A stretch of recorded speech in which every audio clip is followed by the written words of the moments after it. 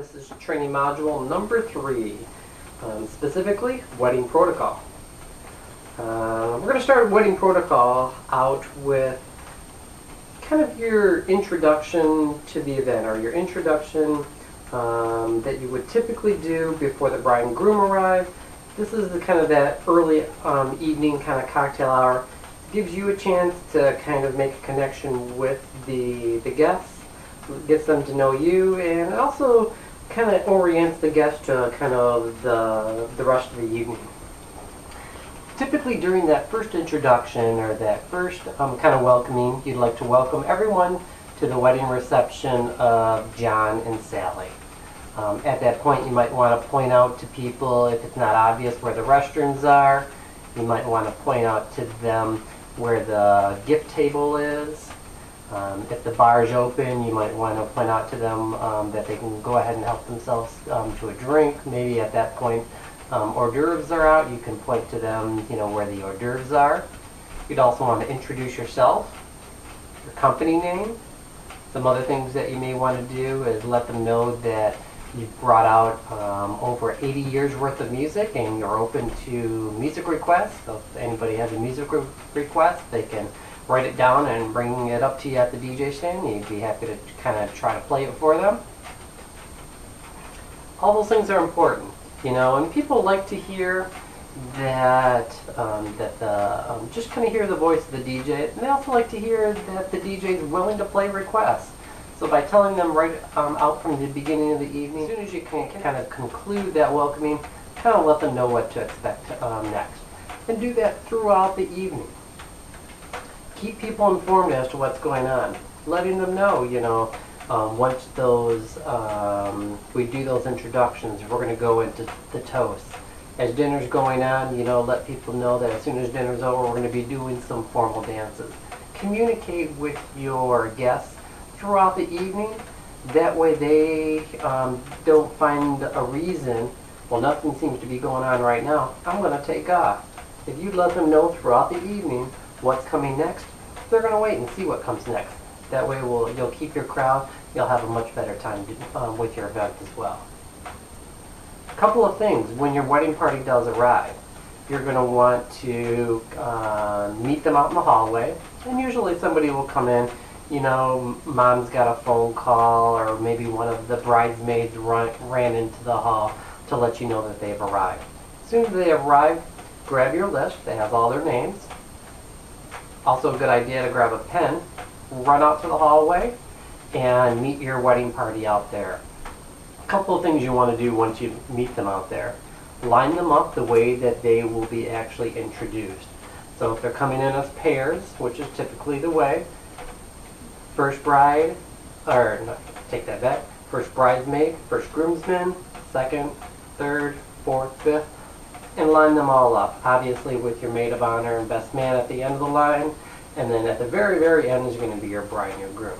So go ahead and line everyone up right at the doorway of where they'll be entering. If you can keep it closed, that's cool. If you can't, have them just stand back just far enough so that not too many people see them. If a few people see them, stand in the doorway there, that's fine. But go ahead and line everybody up as close to that doorway as possible. Once you get everybody lined up, you want to go over a couple of specifics with the entire wedding party.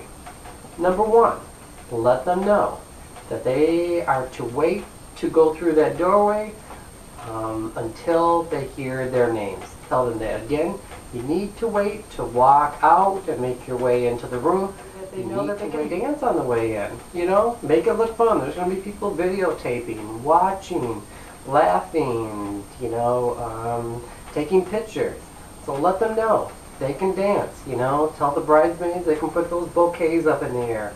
Tell the groomsmen if they want to spin the bridesmaids in a little twist on their way in, that they should do that. Tell them that there's going to be fun dance music being played in the background as they enter, so they'll have something to dance to. Tell them to have a good time with it. Tell them to smile. Again, there's going to be lots of pictures going on, so tell them to have a good time. Make sure they wait for their name. Number 2, make sure they dance on their way in. And number 3, and probably most importantly, tell them where to go. A good DJ will tell them exactly where they need to go. What I find works best, one of two ways.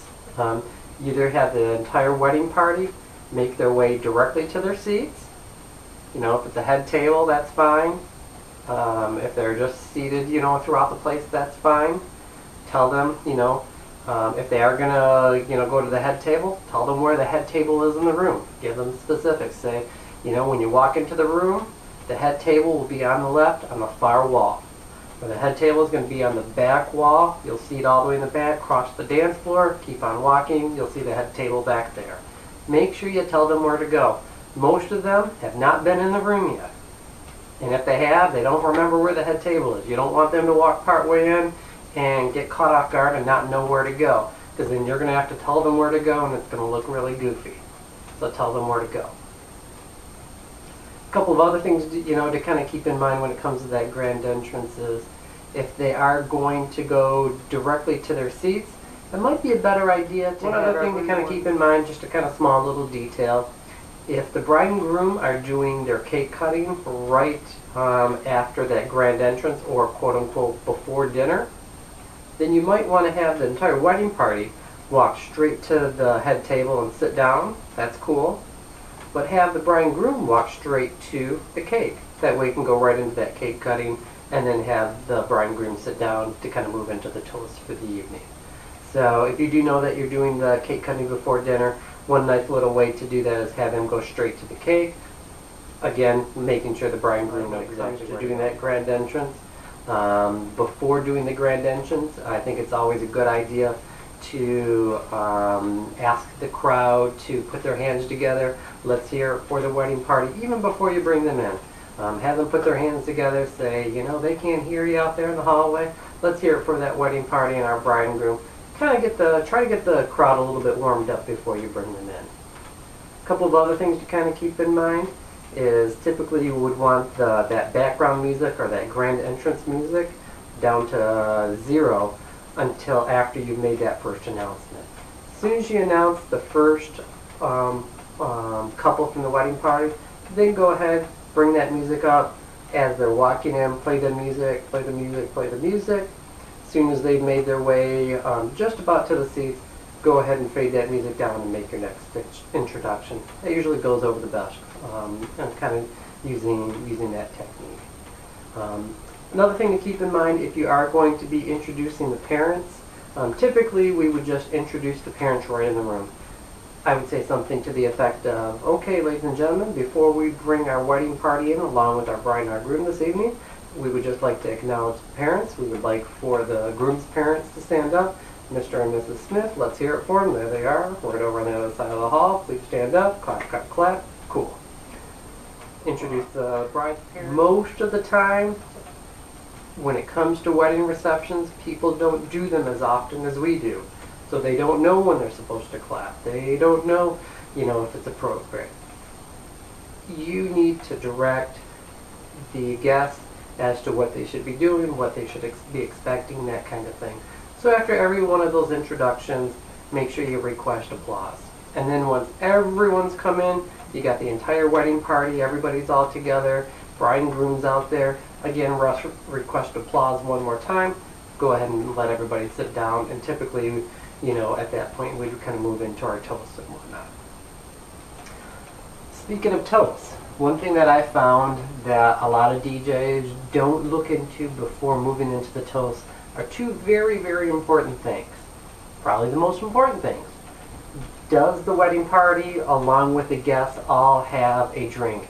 If there's champagne, you know, bottles or champagne glasses on the tables, probably means they're going to be serving champagne for the toast.